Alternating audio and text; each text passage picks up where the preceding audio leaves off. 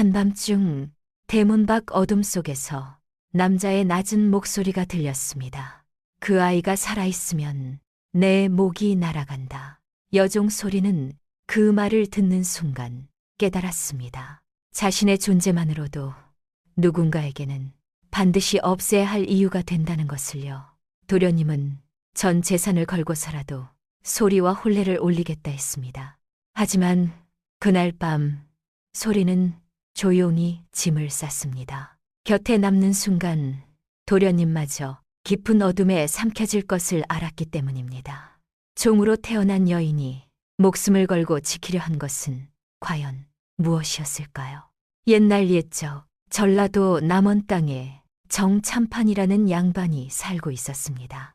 60칸 기와집에 전답이 150마지기, 마당 한가운데에는 300년 묵은 느티나무가 서 있었습니다. 정참판은 매일 아침 사랑채에 앉아 족보를 펼쳐놓고 읽었습니다. 250년을 이어온 명문가의 자부심이었지요.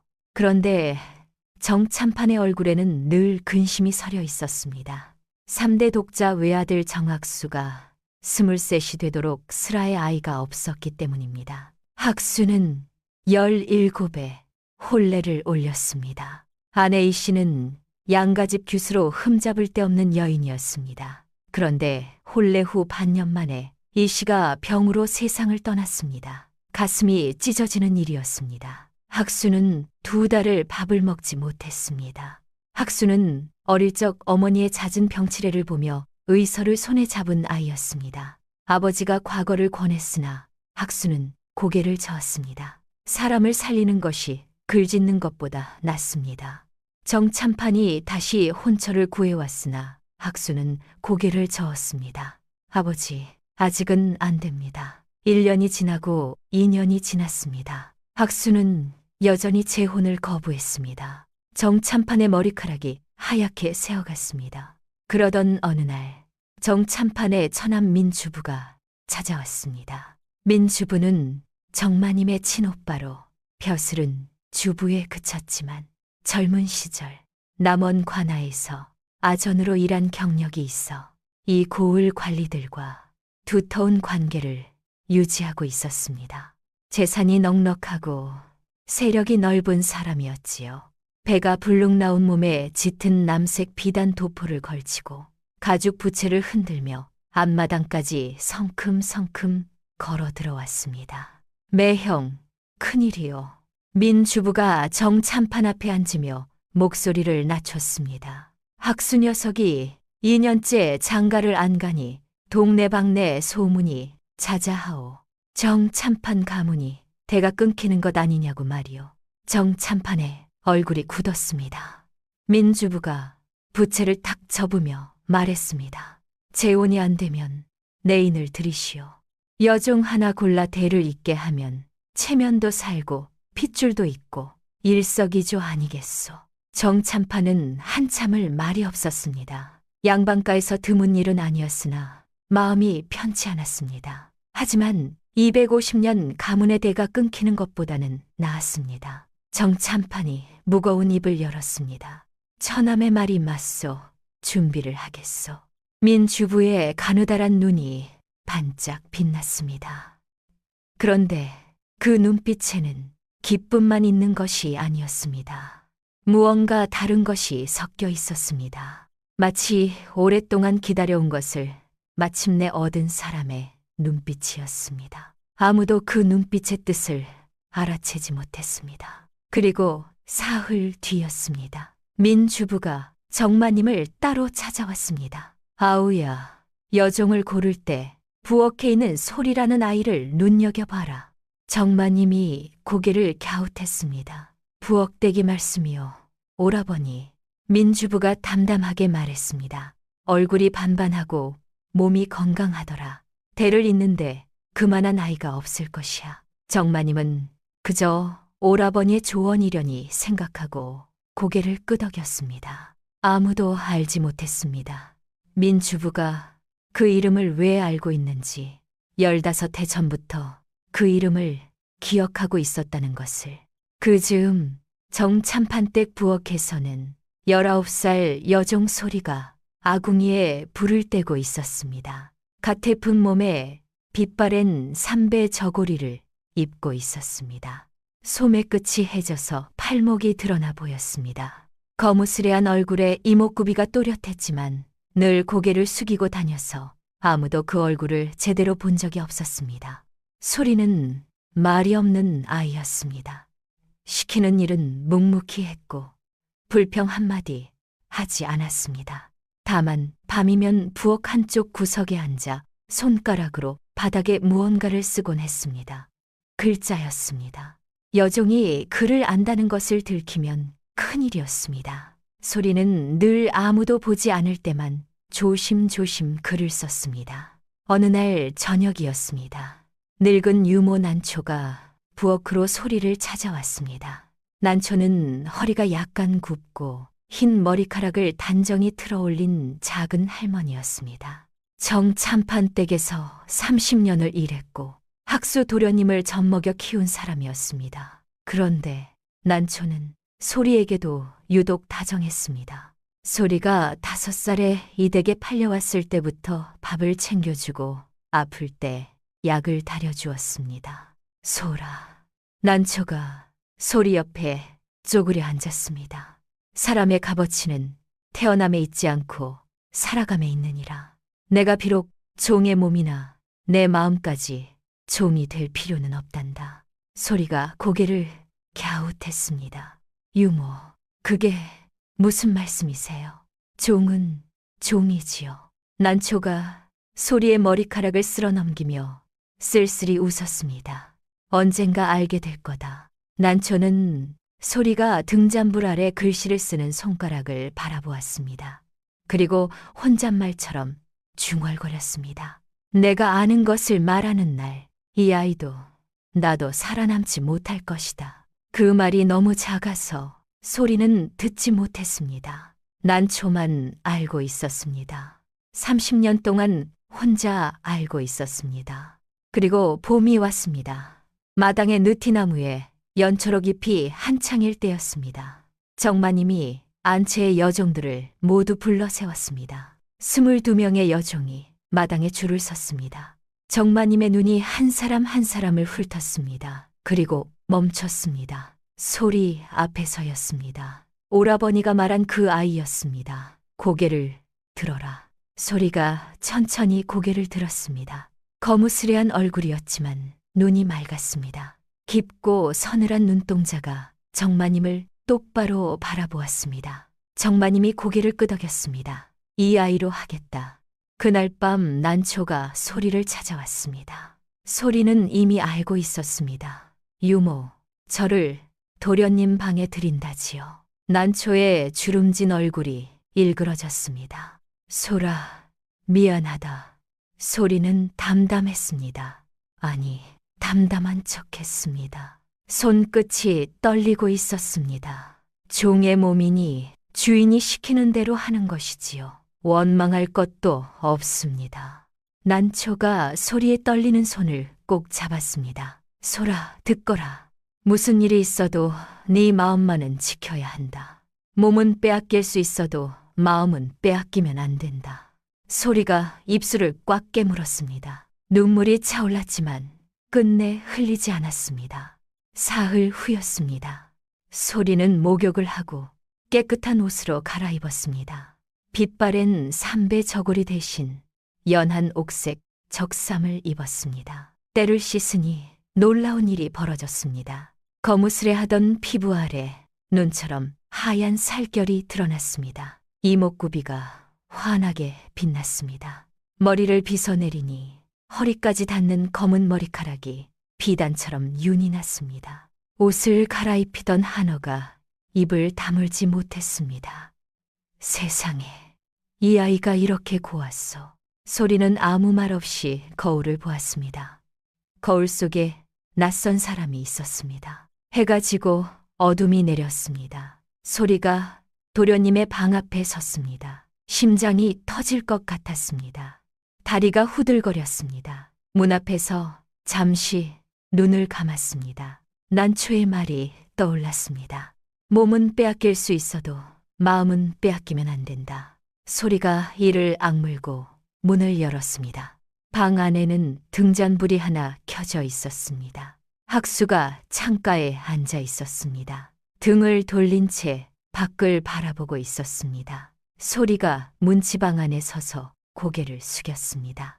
도련님, 들어와도 되겠습니까? 학수가 천천히 고개를 돌렸습니다. 그리고 소리를 보았습니다. 등잔불 아래 서 있는 여인을 보았습니다. 학수의 눈이 커졌습니다. 숨이 멎는 것 같았습니다. 소리의 눈동자가 등잔불에 반사되어 별처럼 빛나고 있었습니다. 긴 속눈썹 아래 깊고 맑은 눈, 떨리는 입술, 고개를 숙이고 있지만 꺾이지 않는 눈빛. 학수는 한참을 아무 말도 하지 못했습니다. 그때 학수의 눈에 소리의 손이 보였습니다. 손끝이 하얗게 질릴 만큼 치마를 꽉 움켜쥐고 있었습니다. 학수는 알 수 있었습니다. 이 여인이 얼마나 두려워하고 있는지를. 학수가 자리에서 일어났습니다. 소리가 몸을 움찔했습니다. 학수가 천천히 다가왔습니다. 그리고 뜻밖의 말을 했습니다. 앉으시오. 소리가 고개를 들었습니다. 학수가 방 한쪽에 놓인 작은 상을 가리켰습니다. 상 위에 식혜와 곶감이 놓여 있었습니다. 배가 고플 터이니 먼저 드시오. 소리의 눈이 흔들렸습니다. 이런 말을 들을 줄은 몰랐습니다. 이름이 무엇이오? 소리라 하옵니다. 소리, 솔바람이라. 좋은 이름이오. 학수가 조용히 웃었습니다. 오늘 밤은 아무 일도 없을 것이오. 편히 쉬시오. 소리가 멍하니 학수를 바라보았습니다. 학수가 이불 한 채를 펴서 소리 앞에 놓았습니다. 그리고 자신은 서재 쪽 차가운 바닥에 앉아 책을 펼쳤습니다. 소리는 이불 위에 앉은 채 잠들지 못했습니다. 도련님의 등을 바라보았습니다. 등잔불에 비친 도련님의 옆모습이 따뜻했습니다. 마음 한구석이 알 수 없이 시려웠습니다. 그런데 말입니다. 그날부터 이상한 일이 시작되었습니다. 둘째 밤이 되었습니다. 소리가 다시 학수의 방에 들어왔습니다. 학수는 또 상을 차려놓고 있었습니다. 도련님, 이러시면 안 됩니다. 마님이 아시면, 마님은 모르. 학수가 소리를 바라보았습니다. 나는 사람을 도구로 쓰는 것이 실소. 당신은 도구가 아니오. 소리의 눈시울이 붉어졌습니다. 종으로 태어나 14해를 살면서 이런 말을 들어본 적이 없었습니다. 당신은 도구가 아니오. 그 한마디가 소리의 가슴에 모처럼 박혔습니다. 셋째 밤이었습니다. 학수가 서재에서 의서를 읽고 있는데 소리가 조용히 다가왔습니다. 도련님, 그 책은 동의보감이옵니까? 학수가 놀라서 고개를 들었습니다. 그를 아시오. 소리가 화들짝 놀라 입을 막았습니다. 실수였습니다. 아, 아닙니다. 그냥 그림이. 하지만 학수는 이미 알아버렸습니다. 숨기지 않아도 돼요. 아는 것이 죄가 아니요. 소리가 한참을 망설이다 작은 목소리로 말했습니다. 난초 유모가 어릴 때 몰래 가르쳐 주었습니다. 들키면 매를 맞으니 아무에게도 말하지 말라 하셨습니다. 학수의 눈빛이 깊어졌습니다. 여기서는 읽어도 돼요. 그날 밤 소리는 학수의 서재에 앉아 책을 읽었습니다. 의서의 약초 그림을 보며 이름을 읽었습니다. 학수가 옆에서 뜻을 풀어주었습니다. 두 사람 사이에 등잔불이 따뜻하게 흔들렸습니다. 소리는 태어나서 처음으로 행복하다고 느꼈습니다. 그리고 동시에 두려웠습니다. 이 행복이 오래가지 못할 것을 알았기 때문입니다. 그리고 며칠이 지났습니다. 학수가 불쑥 물었습니다. 소리, 어디서 왔소? 소리가 고개를 저었습니다. 모릅니다. 5살 때 이 댁에 왔다는 것밖에 기억나지 않습니다. 부모는 모릅니다. 학수가 가만히 소리를 바라보았습니다. 오른쪽 손목 안쪽에 점이 있구려. 소리가 무의식적으로 손목을 감쌌습니다. 매화꽃 모양이요. 참 고운 점이요. 그래서 발인 점 사라. 소리의 볼이 붉어졌습니다. 심장이 세차게 뛰었습니다. 안 된다고 생각했습니다. 이 마음을 품으면 안 된다고 생각했습니다. 나는 당신에게 해를 끼치지 않겠소. 약속하오. 소리가 고개를 숙였습니다. 도련님은 양반이시고 저는 종입니다. 그래서 어쩌란 말이요. 어울리지 않는 일입니다. 학수가 입을 다물었습니다. 하지만 학수의 눈빛은 이미 돌이킬 수 없는 곳에 가 있었습니다. 저녁에는 학수가 소리에게 약초학을 가르쳤습니다. 학수는 의서를 펴놓고 약초의 이름과 쓰임을 하나하나 풀어주었습니다. 이것은 당귀라 하오.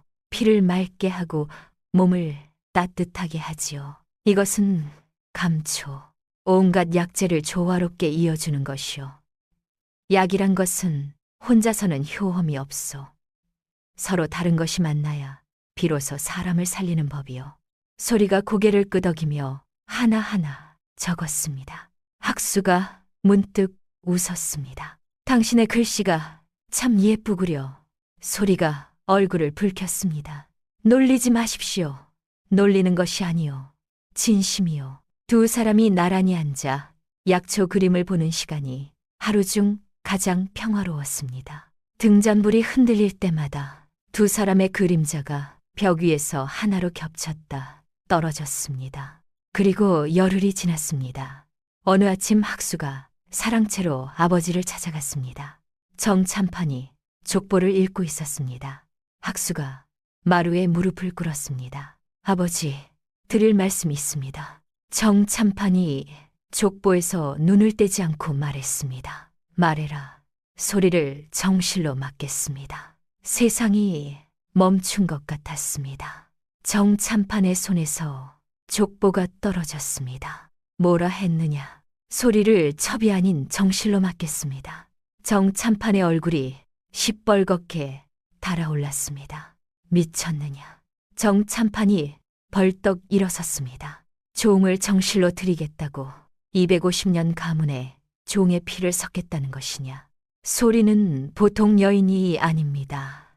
닥쳐라. 정참판이 상을 내리쳤습니다. 찻잔이 바닥에 떨어져 산산조각이 났습니다. 당장 입 다물어라. 학수가 고개를 들었습니다. 눈빛이 단호했습니다. 아버지, 저는 소리가 아니면 장가를 들지 않겠습니다. 소문은 삽시간에 퍼졌습니다. 안채에서 정마님의 비명이 들렸습니다. 세상에 여종을 정실로 들여 내 눈에 흙이 들어가기 전엔 안 돼. 하인들이 수군거렸습니다. 도련님이 내인 여종한테 빠졌. 세상에 그런 일이 마을에까지 소문이 퍼졌습니다. 정참판댁 도련님이 여종한테 혼례를 올리겠다고 난리래. 명문가가 하루아침에 웃음거리가 됐구먼. 그날 저녁 민주부가 정참판을 찾아왔습니다. 부채를 접었다 펴며 혀를 찼습니다. 매형, 내가 뭐라 했소? 내인으로 드리라 했지. 정실로 드리라 한 적 없소. 정참판이 이 말을 짚었습니다. 이놈을 어찌하면 좋겠소. 민주부가 가늘게 웃었습니다. 걱정 마시오. 내게 좋은 방법이 있소. 아무도 민주부의 그 웃음이 무엇을 뜻하는지 몰랐습니다. 한편 소리는 부엌 구석에 웅크리고 앉아 있었습니다. 온몸이 떨렸습니다. 도련님이 그런 말을 했다는 것을 하인들의 수군거림으로 알았습니다. 미쳤어. 도련님이 정녕 미치신 거야. 소리가 중얼거렸습니다. 그때 난초가 다가왔습니다. 소라, 유모, 저 때문에 도련님이 큰일을 치릅니다. 저를 내보내달라고 하세요.